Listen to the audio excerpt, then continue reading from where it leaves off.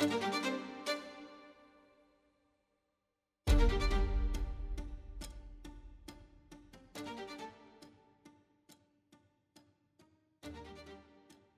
podcast is proudly sponsored by Tooth Club, the celebrity dentist specialising in composite bonding, Invisalign and implants. They offer monthly deals and you can spread the cost with monthly payments. With locations across Essex, Hertfordshire, Suffolk and Kent, they're easy to find. Check them out on Instagram at Tooth Club UK. Welcome back to the Yours Sincerely podcast with me, Lauryn Goodman. And me, Lisa Andrews. Here we go again. I'm exhausted from the last one. Oh, was it the PT session that exhausted you? Well, that and talking. It was like therapy. It does always just leave you feeling a lot better, but... It does, but it's quite tiring. Yeah, it is, because you're just taking everything off your shoulders. Yeah. Because you think of things that you may not have forgotten, but that you've put to the back, and you bring them back up, and... Yeah, it makes you feel a certain way for a little while, definitely. I'd say 100% that, yeah. You just push it aside, don't you? Because you've got to crack on and get on with everything else. Yeah. But yeah, so there was a lot to... We haven't even started unpacking everything. Today was so lovely, wasn't it? And I'm actually really glad I got a chance to be there as well. But I'm going to leave that for you to say what happened today. Oh, we literally dropped the little man off at his first day at school. It was honestly the cutest. He had his little reading book bag, didn't he? Oh, he's just... And he did his own school shoes up. Like, it was honestly just... Yeah, it was lovely. It was lovely so to cute. see. And he just skipped on in there as if... Oh, without a care. Literally without caring, like he'd been there all year. Kyra's a really sociable child. Like, he loves new people, loves people. Yeah, so he's really confident. So, but it was so amazing. Like, he's just turning into this amazing, strong young man. Well, he's not. He's 4, but you know what I mean. He's gonna be. You know, like, he's just a geezer. No, don't. My granddad got him this little packet of handkerchiefs. There was like 5 in a pack, 1 for each day. And Kyra went and got his handkerchief ready for school. He got his little blue one, tucked it in his pocket. He said, "Mum, I'm going to take my handkerchief and be a gentleman." I know, but I did tell him, say, "Hello, I'm Cairo and I'm really handsome," but Lauren decided that we couldn't say that, so we changed it, didn't we? Yeah, I said, "No, you don't say that, just say, 'Hi, I'm Cairo, lovely to meet you, what's your name?'" And he went, "Lovely to meet you." And I went, "Yes, Cairo." Do you know what? And that what I noticed today, or what brought things back for me today, so I waited in the car while Lauren took Cairo in, because Kiki was asleep. And yeah, because she had me up at 5 a.m. today. Yeah. For what I don't know, I'm not sure if it's her teeth, but she needs to relax with the 5 a.m. Yeah, so selfish. So selfish. So yeah, I'm sitting in the car and I watched Lauren take Cairo. They had to walk through, obviously, the playground to where his classroom was. And I watched and I even had a tear in my eye. So I watched Lauren, and it just... Again, and I don't want to be negative, but it brought it back again as he's walking in. Like, it's Lauren and Cairo, and it was always just me and Harley. It's like there was no phone call to say, "Hope you enjoy school. I don't think he doesn't even know that it was yesterday. I don't keep him in the loop. I just get on with my life. You have to. Yeah, but also, like, you made your bed. Yeah, but it's... And you're right, and you do get on, and you know, there's plenty more milestones to come. But once them milestones have gone, you can't bring them back. And I just think we're only here once, so you should be a part of your kids' You're here milestones. once, and then everyone's got a choice in life. They have, they certainly have. So I get to be a part of those milestones. Yeah. And you got to be a part of those milestones. Yeah. And I'm grateful for that. I tell you why I welled up today. It does kind of touch on what you just said, but not in a sense, because I'm cool with doing everything myself. You know, I'm fine with that. I love my bond with my kids. Like, I'm cool with it being us. Cool with that. What it was they had an assignment to do over the summer holidays, and they had to make this little book. It was all about family, all about what you'd done over the summer holidays. a bit about you. I think that's kind of like the book, so that you can obviously sit there with your friends, read it out in school, you know, and talk about what you've done this summer in your family and stuff, so they can get to know you. Anyway, I'd had a meeting with the head teacher, and obviously she knows what's been going on. I mean, it's hard not to bloody see, it's everywhere. So, you know, she was talking to me about it, and she said she understood the situation. She said, what do you think is best? And I said, well, what do you think I should do? Do I include his dad and their family in this book with their pictures? You know, what's the right thing to do? Because I feel like there isn't kind of like a right and wrong. Every situation, you just guide it differently, and it's so hard to know whether what you're doing is right for your child. Because I don't want I don't even want to get upset about it, but I don't want Cairo to sit there in class whilst everyone else is getting their book out and their families with their dad and their, you know, and then for him to feel some type of way when those children are obviously talking about their family. So I was thinking, okay, I don't want to make that a thing. And I was thinking, okay, when I was speaking to their teacher, I was like, okay, if it's not made a thing, maybe it will just be normal and he'll just go about his day like everything's fine at the moment, you know, until he gets to a stage where I can explain things to him. Yeah. And that was really tough because obviously we did the activity, kind of put together all the little kind of memory book, and we were sticking in the photos, and obviously he was going through everything. There's pictures in there, you know, with him and his grandparents from Kyle's side, you know, feeding the animals or whatever they were doing in the fun fair. And it was like, you know, he was talking to me about it and talking to me about his dad, and we were sticking them in, and I kind of don't encourage the conversation because I don't really want him to talk about them, but at the same time I don't want to make him feel a type of way. Absolutely. If he talks about him, don't shut him down. Yeah, it's a really fine line of distraction, but then not too much where they're feeling like what they're saying you're not taking like into consideration, and you're not acknowledging what they're saying, so then they feel as though you don't care. It's so hard to navigate. Like I said, I just don't feel there's a right and wrong way about it. But when we were doing this book, and obviously he's going through, and obviously it's going to hurt to like know how he felt about the book and etc. But me and the head teacher felt like that was the best thing to do with the current circumstances at the moment. So his book's got all about obviously him going to the Euros and all his memories there. It's got, you know, everything that, you know, even outings with their dad, me, our holidays, things that he loves, football, him winning the trophy, just, you know, his sister, his grandparents on this side, just everyone really. Right, I've got a really controversial view that I'm going to say. I don't know if I'm going to upset people. This worries me when she starts talking like this. Right. Okay, so just saying there's a child that had a dad for a while, but sadly dad passed away. That is still that child's dad.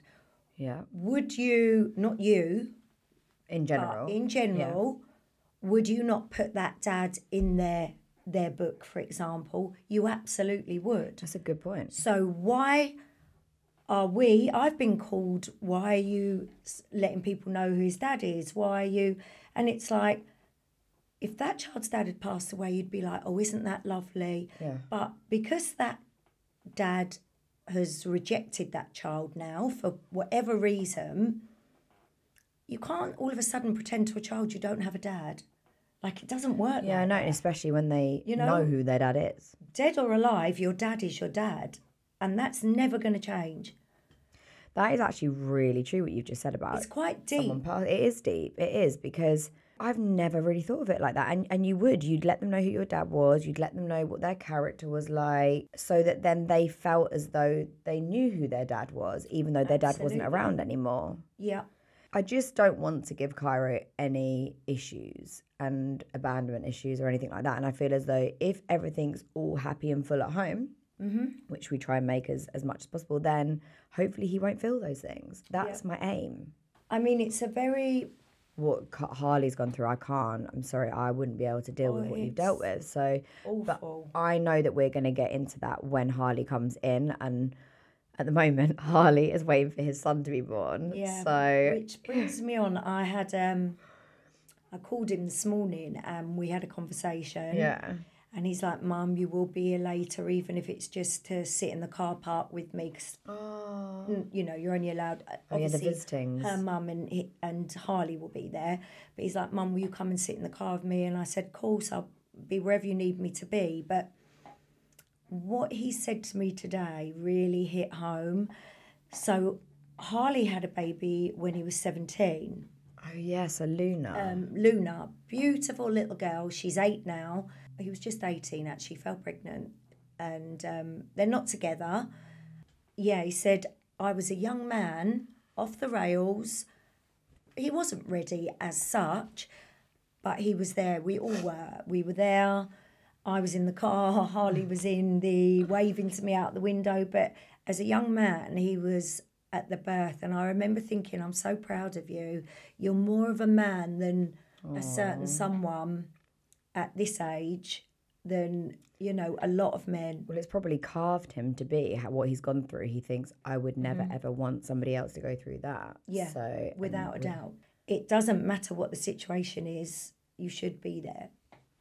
I mean, like I said before, my conscience is clear. It's just I think what's a major thing as well that I keep saying a lot of people, I'm not trying to, if you haven't maybe been in this situation, if you're with someone that has, should I say, a certain amount of money or, you know, very comfortable lifestyle, 9 times out of 10, they would have to help or put a roof over the child's head.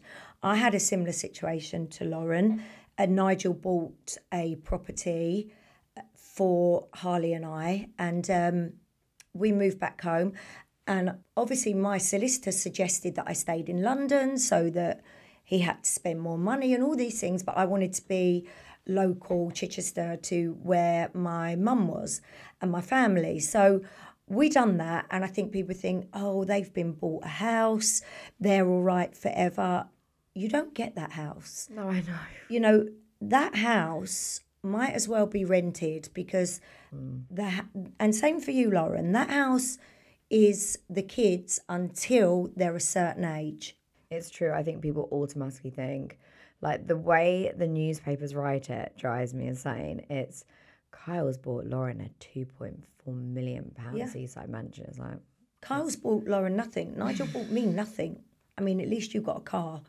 I didn't even for get the a push benefit of the bike. children. Well, I did have a kid. Yeah, it's I had true. to go on a scooter. I mean, scooter. It's their investment property at the end of the day. We just live in it. So the way they write it, and people would read that like, oh my gosh, he spent millions on her. And it's like, oh, it's really not. Yeah. It's really not like that. But we appreciate the house. Obviously, the house is lovely. I love the fact that the kids love the house. Their favourite bit's probably the garden with the trampoline and the hydro pool and everything. Yeah. And they're very privileged. I'm not taking that away. And, you know, and I know. But also I want to bring up my children to understand that, you know, to appreciate things in life. We've spoken about this before, that overcompensating.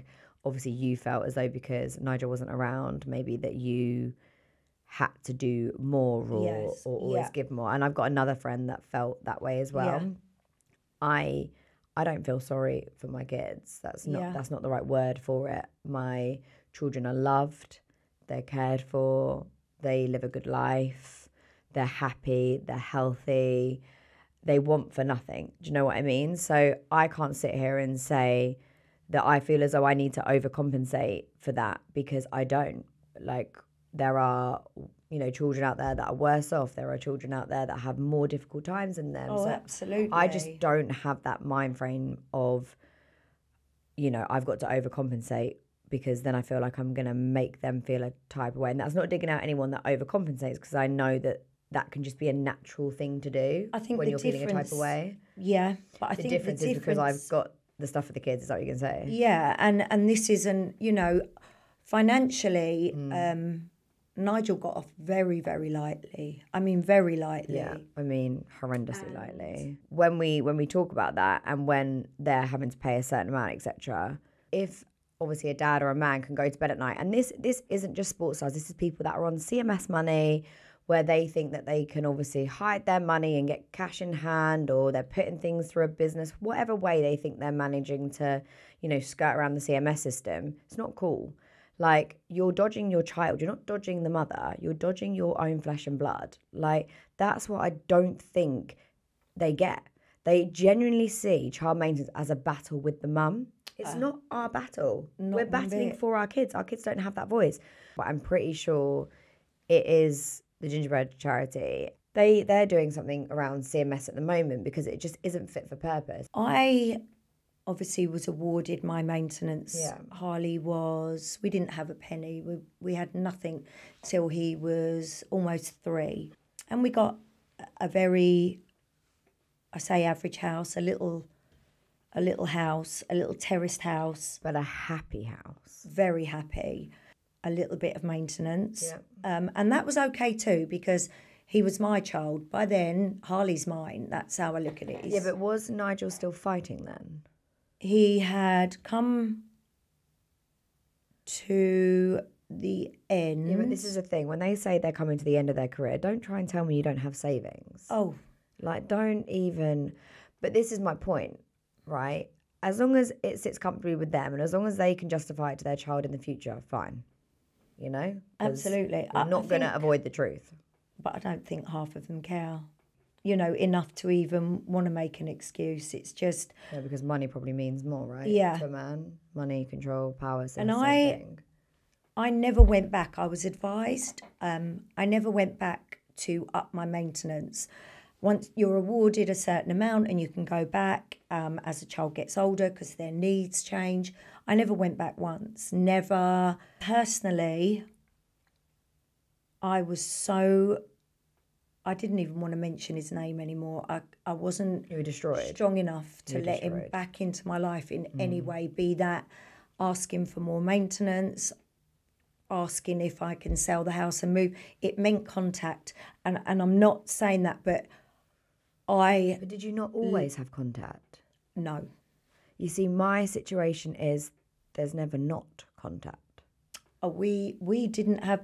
And it's the same for my other friends. So from going through this process, I've had a lot of women that reach out to me that have had children with footballers or children with whoever, and their situation's the same. You know, I've got somebody whose child is 15, whose child is 12. They're still going through stuff.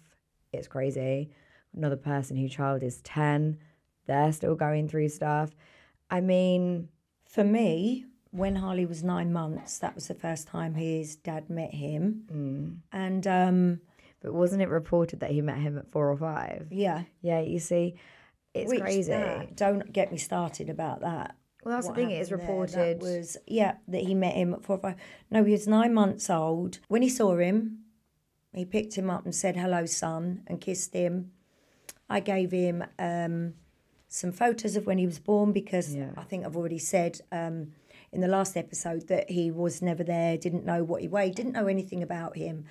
And I gave him photos and a card, etc., etc. Nigel popped them in his gilet. Oh, what was he doing? I even remember he had a gilet on. Don't ask me. And it was beige. And that makes it worse. Exactly that. It wasn't sheepskin, was it? No, it was leather. Oh, let's leave it there. Say no more. Anyway, and he said, "I'm sorry for what I've done. This is totally my fault. I want to see Harley. I want to be in his life, and I am going to he was make this right." He was so cute, man. Harley was... I hate to say this. Oh, he's so my cute. child, Oh, Harley adorable. was the cutest kid ever. His little cheeky face. Honestly, the baby pictures of Har are just top tier. Yeah, they're ridiculous.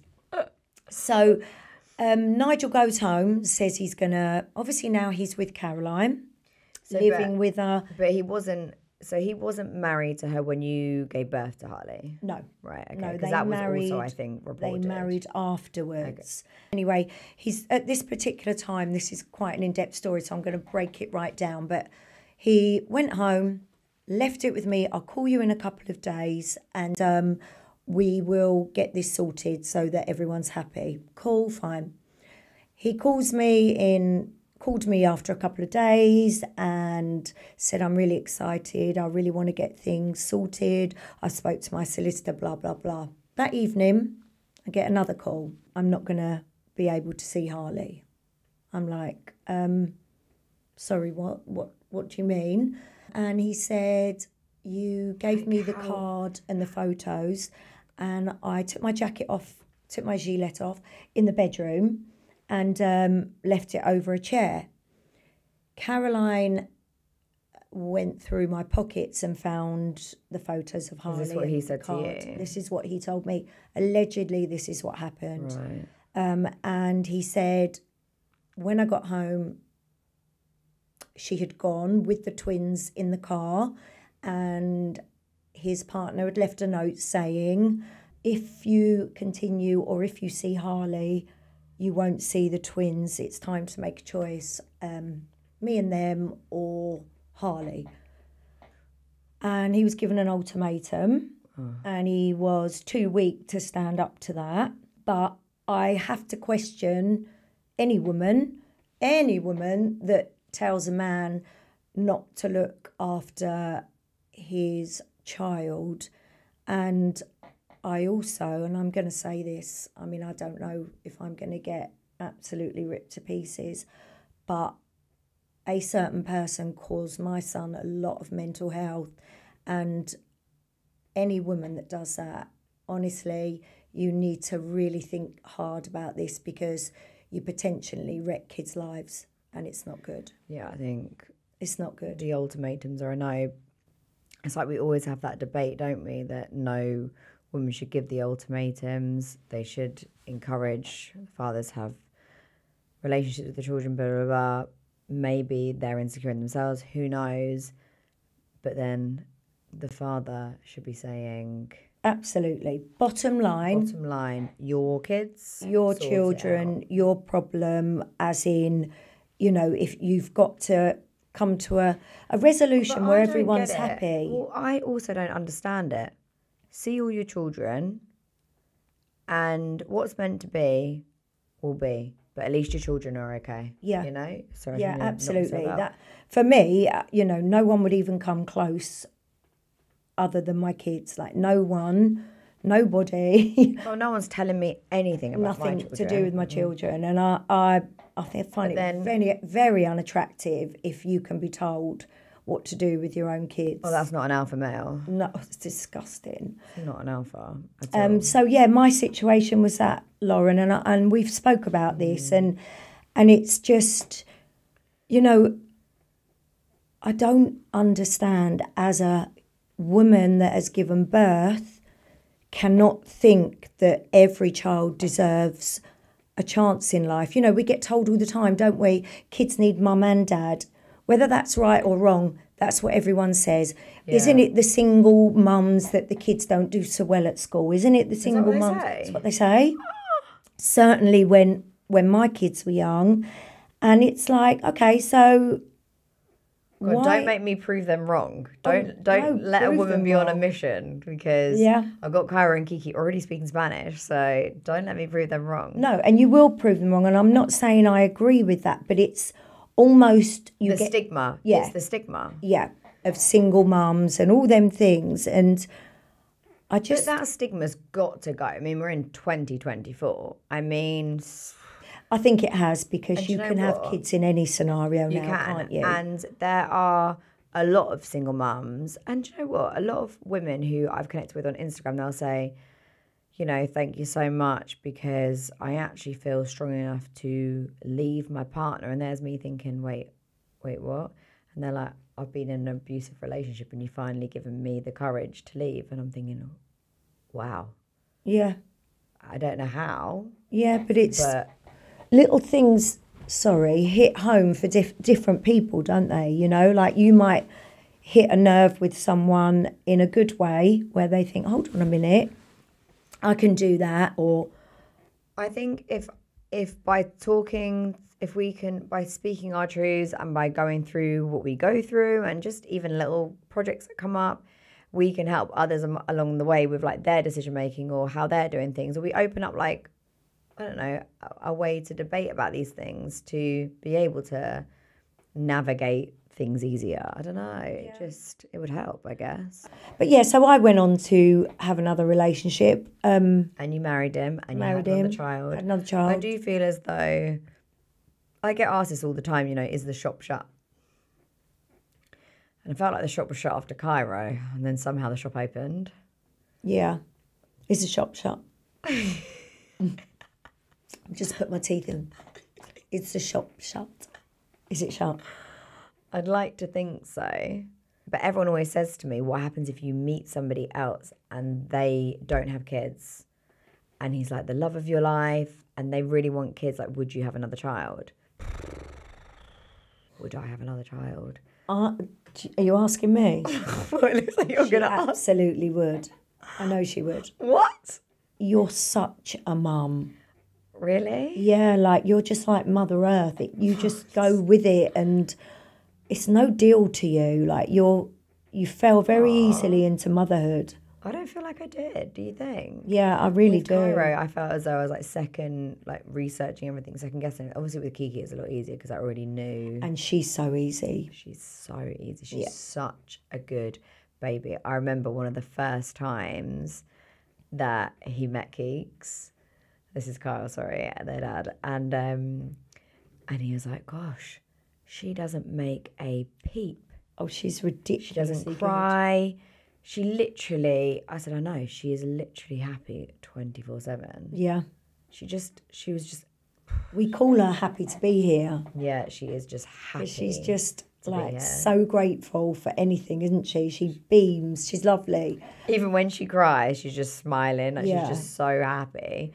And I remember even doing the Daily Mail shoot at the house, and the photographers and the makeup people and everything, and the stylists were like, she is just such a content little happy baby. And I was like, oh, bless her. No, she really is. She really is. So that's what I think you will, personally, I think at some stage you will have another one. I mean... And I think what I want for you is that you'll have another one and it will be the right situation, as in... I get to experience it in a different way. Yeah. Yeah, I'm not saying it's better, because I've done both. I gave birth on my own, and then I've done it in the right traditional way. Whatever we call it. Oh, I'd much rather have been on my own. Oh God, looking back. Really? Yeah, but I want you to experience it. No. That's all well and good. You said I want you to experience it, but I'm just letting you know that I'm content right now. I'm just saying that people say to me, if I met Mr. Right and he wanted a child, would you consider it? Because he might want a family. And then what about if that's a deal breaker? And it's like, oh, if it was Mr. Right, I'd obviously have to consider it. But currently right now, my shop is shut. Yeah, I get that now. It's still early days. And I'm not... Every time it's like she's trying to sales negotiate me into another kid. Yeah. Anyone? No. Kid. No one. When you're on your own, one of the difficult things that sort of has stayed with me is, if your child's unwell or your child ends up in hospital and they're asking history and what's on dad's side, and, I don't know, maybe you need to ask dad something, but you can't because you're not allowed contact or just everything is so long. Yeah. And you need an answer. And you know what's not nice? Looking at a doctor saying, I don't know, and feeling like, this could be a major question and I can't answer it. This could be majorly important about the next step with my child's illness and I don't know the answer to that. And that, again, just doesn't sit with me that, these complications arise because someone doesn't take responsibility. I think there should be also maybe something where if the father doesn't see the child in X amount of years, then the mum can request for them to be taken off the birth certificate. I think that should be a thing, because apparently when you put them on the birth certificate, they are there forever unless they consent to coming off of the birth certificate.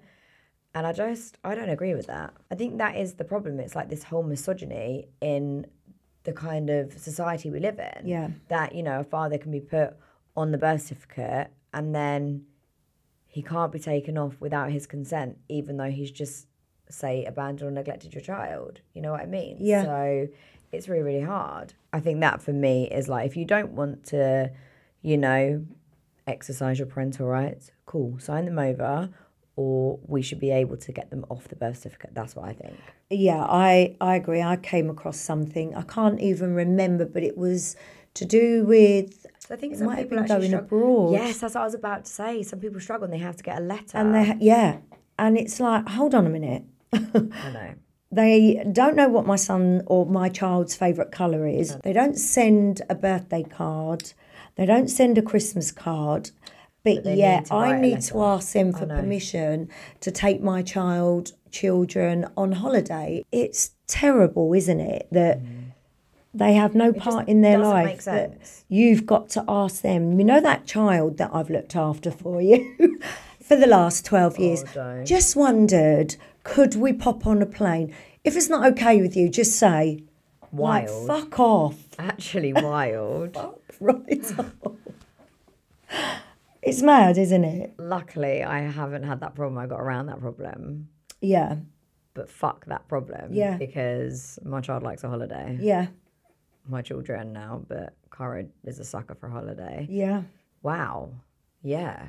It's quite deep, isn't it? That it makes no sense. The whole system doesn't make sense. No, it doesn't. It's all backwards. a little bit one-sided sometimes, just a little isn't bit. it? Even the court system's one-sided. Yeah. And yeah. I get loads of women messaging me about that, you know. Loads of women go through it, but you just have to fucking deal with it. Yeah. You can only deal with it from the top, can't you? Yeah, absolutely. So, us little minions can't do anything. What? Us little minions.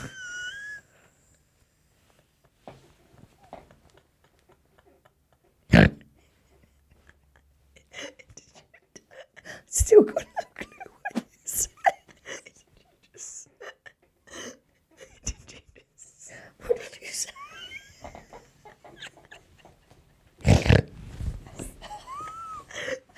What did you say? I'm really sweating. What did you say? Oh, so Betty. That's all I heard. I said...